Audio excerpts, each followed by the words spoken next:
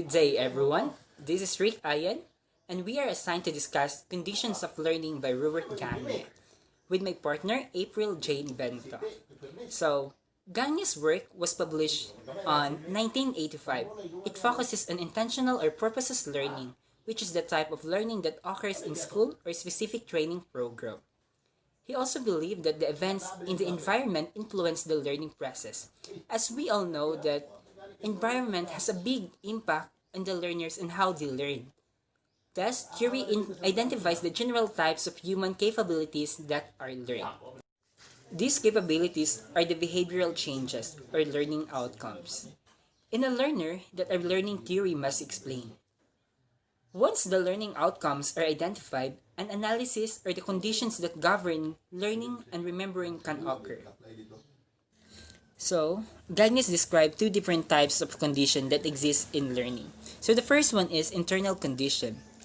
Capabilities that already exist in a learner before any new learning begins make up the internal condition necessary for the learning. Kumbaga, ito ay tinatawag nating stock knowledge. These internal conditions transform during the learning process. So habang tumatagal tayong nag-aaral, ang ating stock knowledge ay nadadagdagan o nagde-develop ng unti-unti. So the second one is external condition. Include different stimulus that exist outside the learning. Ito ay maaaring paligid, guro, at iba pa. This means that each new learning situation begins from a different point of prior learning and will consist of different external situation depending on the learning environment. Ang mga guro at ang paligid natin ay isa ding nagbibigay sa atin nagbibigay impact kung paano tayo natututo. Association of learning. There are three basic prototypes of learning that demonstrate the characteristic of associative learning. These are classical conditioning, operant conditioning, verbal association, and chaining. So, the first one is classical conditioning. It's the process where the learner associates an already available response with a new stimuli or signal. Classical conditioning is a form of learning whereby a conditioned stimulus becomes associated with an unrelated unconditioned stimulus in order to produce a behavioral response known as conditioned response. So, the second one is operant conditioning. It's the process where a response in a learner is instrumental and thereby leads to subsequent reinforcing event. Operant conditioning is a type of associative learning process through which the strength of a behavior is modified by reinforcement or punishment. It is also a procedure that is used to bring about such learning. Verbal association occurs when the learner makes verbal responses to stimuli that are words or pair of words. Verbal learning is typically associated with the memorization and retention of lists of words in order to describe basic elements of associative learning. So the last one is chaining, a process where a learner connects individual association in sequence. Chaining is a type of intervention that aims to create associations between behaviors in a behavior chain. A behavior chain is a sequence of behavior that happen in a particular order to where the outcome of a previous step in the chain serve as signal to begin the next step in the chain, and it's called chaining. Conditions of learning. Thus, theory stipulates that there are several different types of levels of learning. The significance of this classification is that each different types add instruction. Gagne's 5 major categories of learning. The first one is the verbal information, intellectual skills, cognitive strategies, motor skills, and attitudes.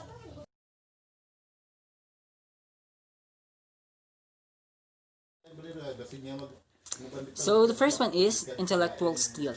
Are defined as the method an individual can use to evaluate or organize information and data. In 1950s, education psychologist Benjamin Bloom created model of intellectual skills that define abilities such as application, analysis, and synthesis as building on basic knowledge. Example for this is your ability on how can you recall a certain memory or a certain topic. So the second one is cognitive strategies. Cognitive strategies are the specific methods that people use to solve problems and exploit opportunities, including all sorts of reasoning, planning, arithmetic, and etc. So cognitive strategies are the one of the learning strategy that learners use in order to learn more successfully. This includes repetition, organizing new language, summarizing meaning, guessing meaning from context, using imagery for memorization. So, the main point of this cognitive strategy is that how can you solve a certain problem or scenario. The third one is verbal communication. It's the use of words to share information with other people. It can therefore include both spoken and written communication. The verbal element of a communication is all about the word that you choose and how they are heard and interpreted. So the fourth one is attitude. Attitude refers to a set of emotion, beliefs, and behaviors towards a particular object, person, thing, or event. Attitudes are often the result of experience, of upbringing, and they can have a powerful influence over behavior. While attitudes are enduring, they can also change. So the last one is motor skill. A motor skill is a learned ability to cause a predetermined movement, outcome with maximum certainty. Motor learning is the relatively permanent change in ability to perform a skill as a result of practice or experience. Performance is an act of executing a motor skill. So a motor skill is all about the physical movement of a specific person. That's all. Thank you.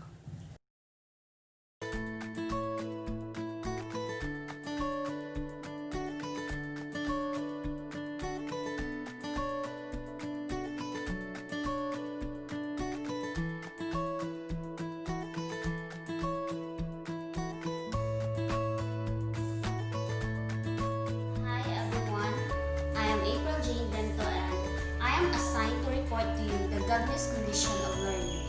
So, in the Gagne's condition of learning, there are 9 events of instruction, which is the gain attention, inform learners of objectives, stimulate or recall of prior learning, present stimulus material, provide learner guidance, elicit performance, provide feedback, assist performance, and lastly, enhance retention and transfer.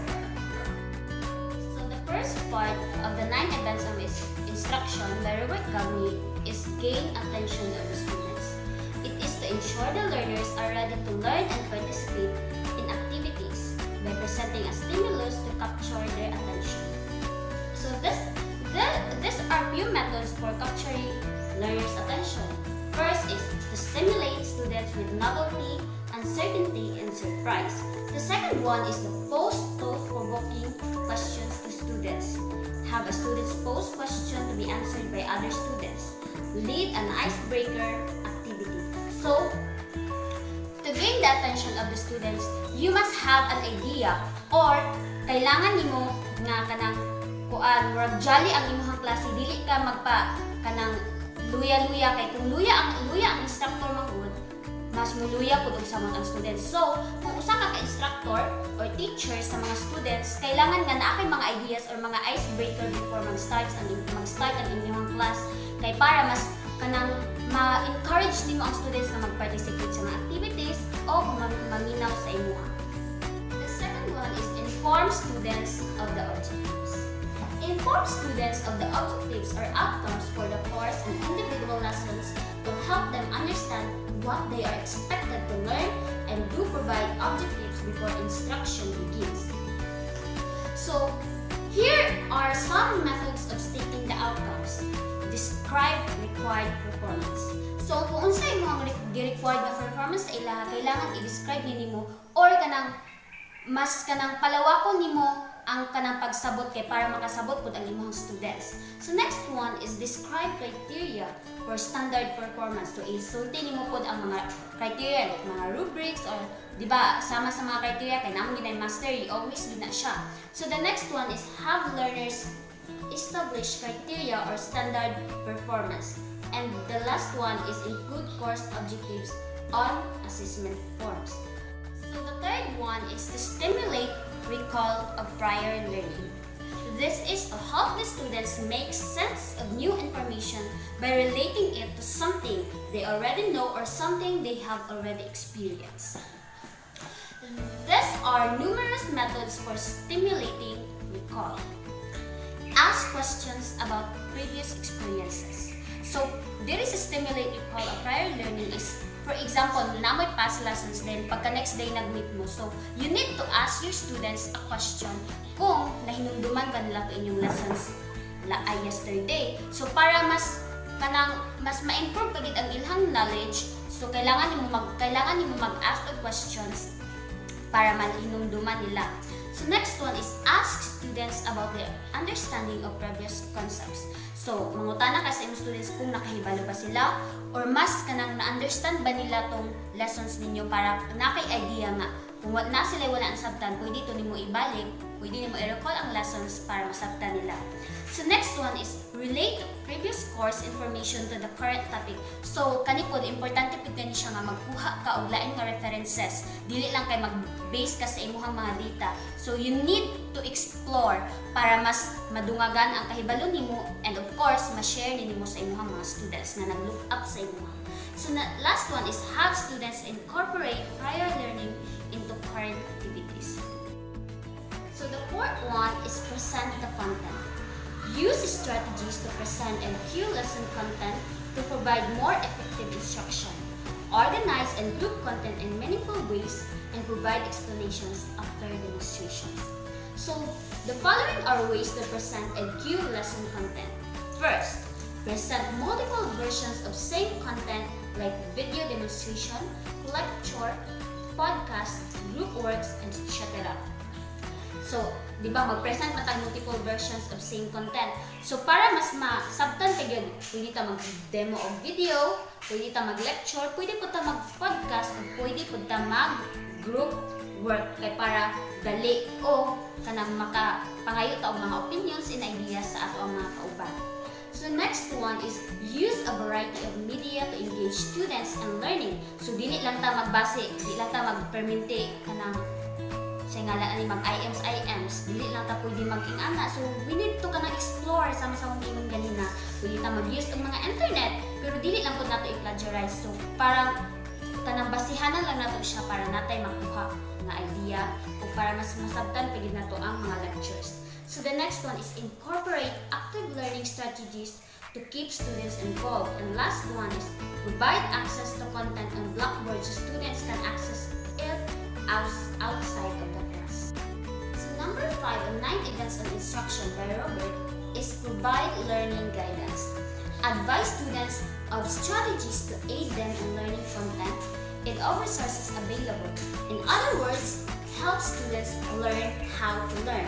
So, kanang importante jud kini siya nga kanang tabangan nato ang mga students nga maka-learn sila o unsaon nila pagka-learn.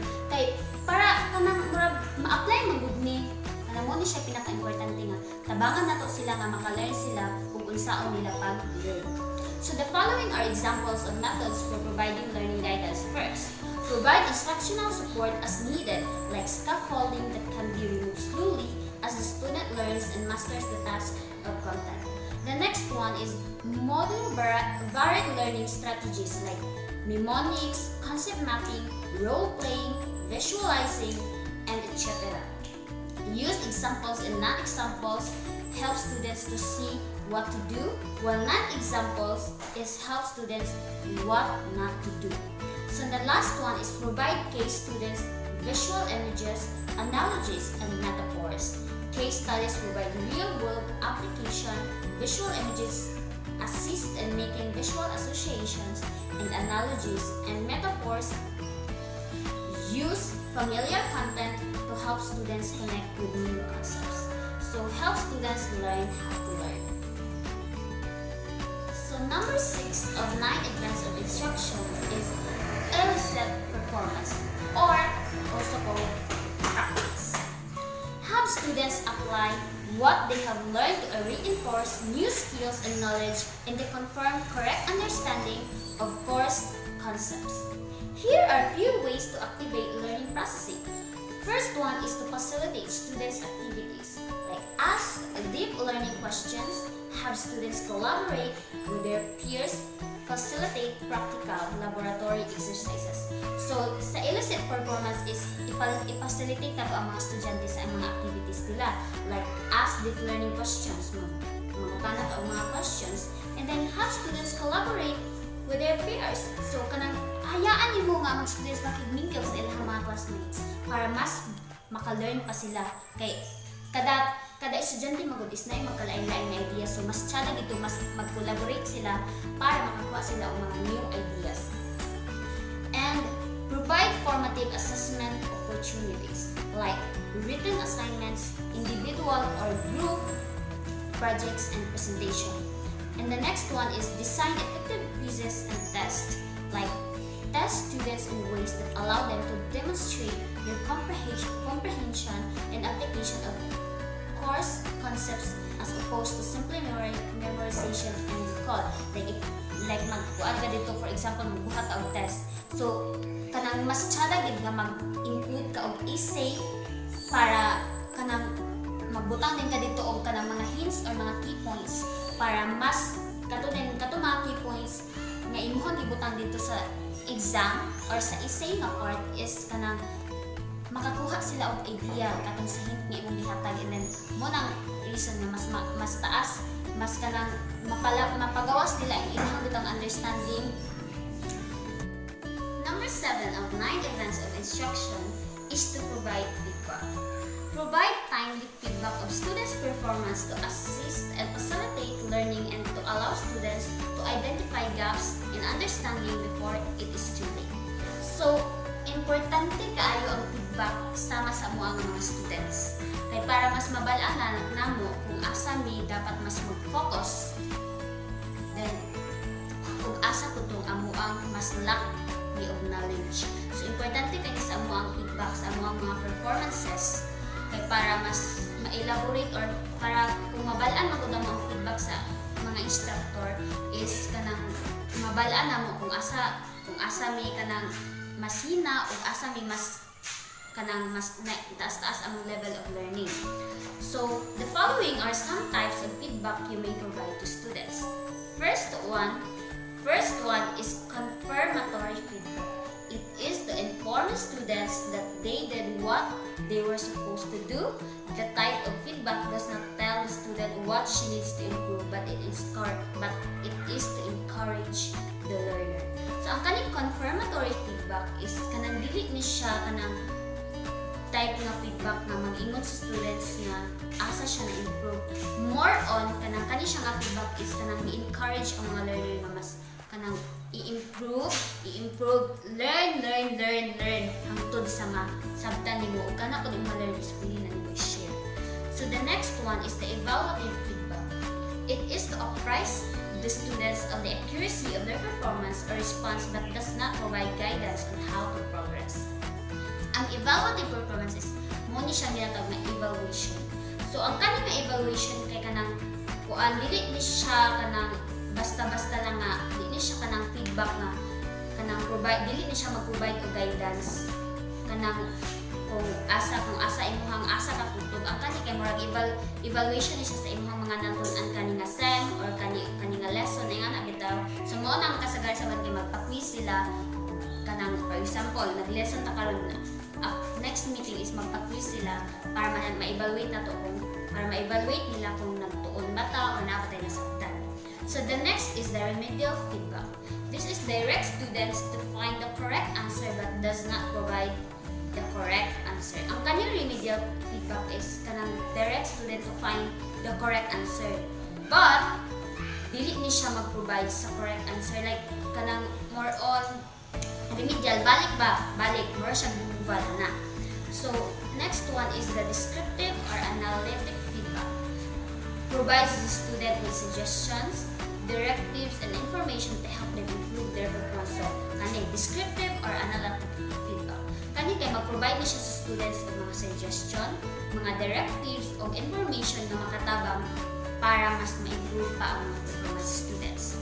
Lastly, peer evaluation and self-evaluation.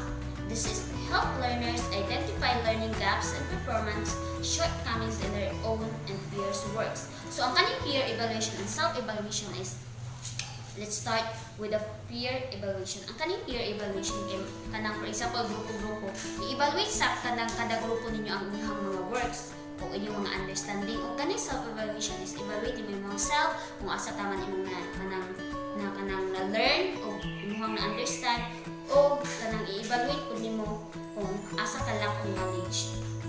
Number 8 is assess performance. Test whether the expected learning outcomes had been achieved on previously stated course objectives. There are some methods for testing learning include the following. First is administer pre- and post-test to check for progression of competency and content or skills. So, kailangan mag-administer ang mga instructor or ang mga teachers o mga pre-test, post-test para ma-check ang mga progress sa learning sa students. Embedded formative assessment opportunities throughout instruction using oral questioning, short active learning activities or quizzes. So, dili po sa next one is kanang magpa-oral ang mga instructor or maghatag sila ang mga activities or quizzes. Next is implement a variety of assessment methods to provide students with multiple opportunities to demonstrate proficiency. So, mag-implement sila ang mga variety of assessment methods para mag-provide sa students with kanang mga multiple opportunities kung saan nila pag-demonstrate sa proficiency. Next, the last one is craft objective. It is an effective rubrics to assess written assignments, projects, or presentations. So, importante gining na atay mga rubrics nga ihatag ang instructor. Kay kung maghatag mo sila rubrics sa mga activities nga kanang ipabuhat nila sa mga students, is kanang mabalaan sa students kung kanang unsay kailangan dito. For example, sa mga reporting, so maghatag ng rubrics, so permitting always may mastery ang mga key points sa imong reports. So, importante ang mabalaan sa students para kabalo sila kung unsay buhaton. And the last one of the 9 events of instruction by Robert Gagne is enhance retention and transfer. This is to help learners retain more information by providing them opportunities to connect course concepts to potential real-world applications. The following are methods to help learners internalize new knowledge. Avoid isolating course content, associate course concepts with prior and future concepts, and build upon prior and preview future learning to reinforce connections. The next one is continually incorporate questions from previous tests and subsequent examinations to reinforce course informations, and have students convert information learned in one format into another format like verbal or visual spatial. For instance, requiring students to create a concept map to present connections between ideas. So, for example, about stars. So, there is stars. Ang instructor is naghatag siya og activity like ipa-create niyang students of concept map, and then dito sa concept map is ang iyahang kanang, for example, ang iyahang kanang murabilid is ang galaxy. So, ang students dahil is dikapit naman to, gileksyon na nila or na-lesson na nila about sa galaxy. So, lead dito ang galaxy sa pinakataas. So, ang dito din, under na dahil ato, pangitaon na dahil unsay mga parts sa galaxy, unsay mga names sa ubang galaxy, inana. So, and the last one is to promote deep learning clearly, articulate your lesson goals, use your specific goals to guide your instructional design, and align learning activities to lesson goals. So, summary na to ang 9 events of instruction. First is the gaining attention. This is the pique the learner's interest. Second is informing learners of objectives. This is to discuss what will be taught. The next one is stimulating recall or prior learning. Ask questions to recall upon what they already know. Fourth one is presenting the stimulus. Teach the lesson. Number 5, providing learning guidance. Allow teacher-facilitated student practice. Number 6 is eliciting performance. Help learner complete a task on what was taught. Number 7. Providing feedback. Let learner know how they know on a task. Number 8. Assessing performance. Evaluate learner on their knowledge or what was taught. And lastly, enhancing retention and transfer. It is to provide activity to help learners remember what was taught. So that's all. Thank you for watching my video on the discussion of the 9 events from instruction by Robert Gagne.